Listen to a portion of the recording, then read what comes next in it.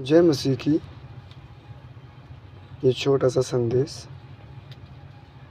आपका मुंह आपके चंगाई का स्रोत है। नीति वचन 18 का 21 पद इस प्रकार से कहता है कि मनुष्य के मुंह में, मनुष्य के जीभ के वश में मृत्यु और जीवन दोनों होते हैं, और जो कोई भी उसे इस्तेमाल में लाना जानते हैं वे उसका फल प्राप्त करेंगे।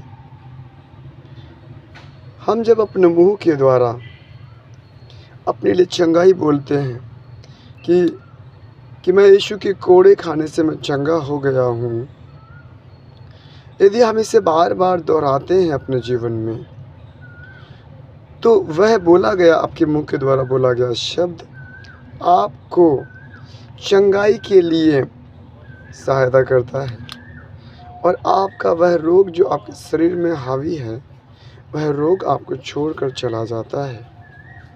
जब हम इस बात को स्वीकृति देते हैं, स्वीकार कर लेते हैं, मान लेते हैं कि यीशु के कोड़े खाने से मैं चंगा हो चुका हूँ, चाहे आपकी कैसी बीमारी भी क्यों ना हो, वह आपको छोड़कर चली जाएगी।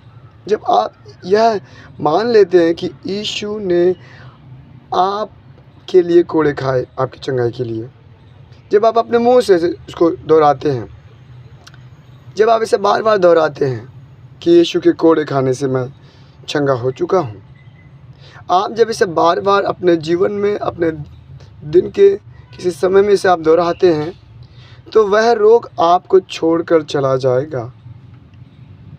आपको हम इस संदेश के द्वारा आपको हम उत्साहित कर रहे हैं। वचन कहता है कि जो अपने मुंह को वश में रखता है वह अपने प्राणों को विपत्तियों से बचाता है। नीति वचन 21 का 23 पद में ये बात लिखी है। तो हम क्यों ना हम अपने मुंह को वश में रखें, हम अपने लिए भलाई को बोलें, जो आप अपने जीवन में देखना चाहते हैं उसे आप बोलें, और आप उसको अपने जीवन में होते हुए देखेंगे। वह तब होगा जब आप इसे बार बार दोहराते हैं। तो इसलिए आप अपने मुंह से वह बात दोहराएं जिन्हें आप चाहते हैं। प्रभु यीशु आपके जीवन में कार्य करें।